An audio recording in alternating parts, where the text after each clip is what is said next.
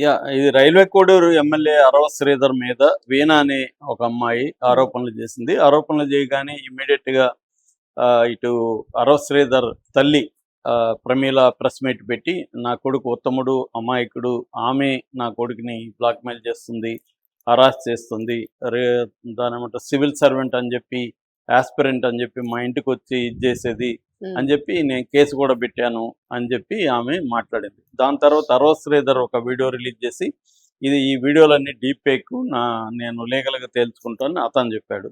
దాని తర్వాత ఈఎంఐ ఒక వీడియో రిలీజ్ చేసి ఇదంతా అబద్ధం, ఆ వీడియోలన్నీ నిజమే, ఫేక్ కాదు, నేను అరెస్ట్ చేయలేదు, అతనే చేశాడని ఆమె మళ్ళీ పెట్టింది. దాని తర్వాత ఆమె మళ్ళీ ప్రెస్ మీట్ కూడా పెట్టింది.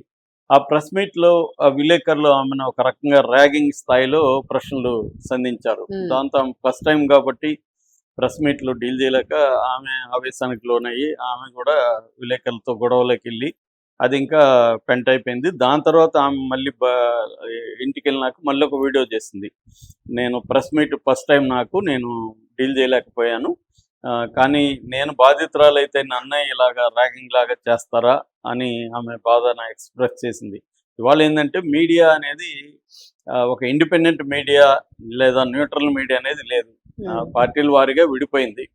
అయినప్పటికీ కూడా ఇతని ఇష్యూ అయితే బాగా పాపులర్ అయిపోయింది. ఎందుకంటే ఇప్పుడున్న మీడియాకి సెన్సేషనల్ కావాలి, న్యూస్ కావాలి కాబట్టి ఆ రకంగా పాపులర్ అయిపోయింది. జనాలు మొత్తంగా అర్థమైంది ఏమంటే ఇతను ఆమె అఫైర్లో ఉన్నారు, 1.5 yearగా అబార్షన్ జరిగిందా లేదనేది తెలియాలి. ఆమెమో సంజీవిని హాస్పిటల్లో అబార్షన్ చేశారంటున్నారు. సంజీవిని హాస్పిటల్లో నిన్న ప్రకటించారు, మా హాస్పిటల్ అబార్షన్ జరగలేదని.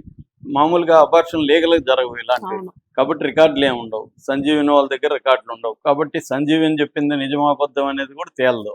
ఈ మీద నిజమాబద్ధం అనే దానికి ఈమె దగ్గరే ఉన్న రికార్డులు ఉంటే కానీ తేలదు. సో ఎట్లా చెక్ చేస్తారు, చెక్ చేసినప్పుడు అది లీగల్ కాదు కాబట్టి ఎవరు కాదు. అట్లేమన్నా అదే ఉంటే అంటే పేషెంట్కి ఇస్తారా అనేది, అబార్షన్ కాకుండా మామూలుగా పోయి చెక్ చేసుకుంటే రిపోర్ట్స్ వస్తాయి, ల్యాబ్ రిపోర్ట్స్ అవి వస్తాయి.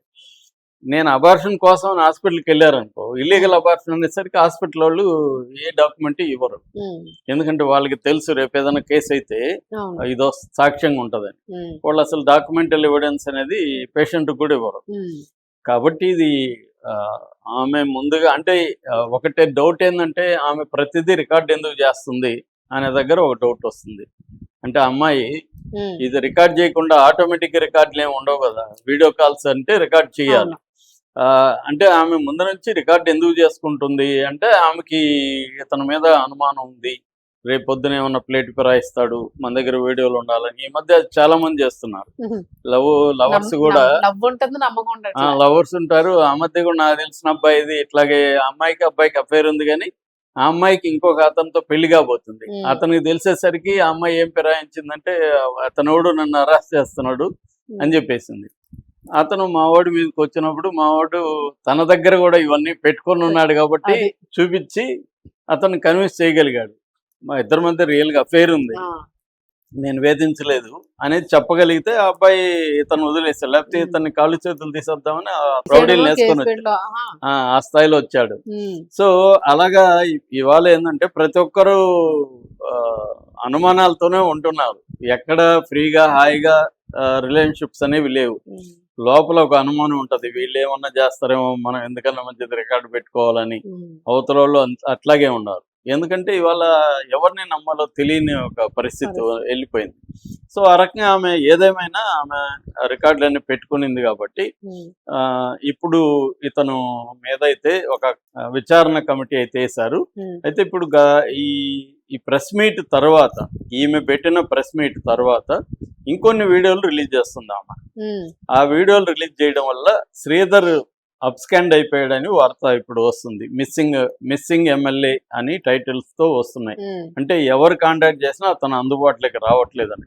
ఎందుకంటే ఈమె ఇంకొక ఆధారం బయట పెట్టింది, అదేంటంటే తాతంశెట్టి నాగేంద్ర అని అక్కడ జనసేన లీడరు, అతనితో ఆమె కాల్ మాట్లాడింది. ఆ కాల్లో అతను చెప్పింది ఏంటంటే, నువ్వు క్లియర్గా మోసపోయావమ్మా, కానీ నీకు ఫలితం ఉండదు కొట్లాడితే, నువ్వు వదిలేసి నీ కొడుకు కోసం నువ్వు దీన్ని వదిలేసి నువ్వు చెయ్యి, అతను ఘోరమైన వ్యక్తే, మా కొడుకు చదివే కాలేజీలో బెంగళూరులో కూడా అమ్మాయిలతో ఇతను ఇలాగే మిస్బిహేవ్ చేశాడంట, నా కొడుకు చెప్పాడు.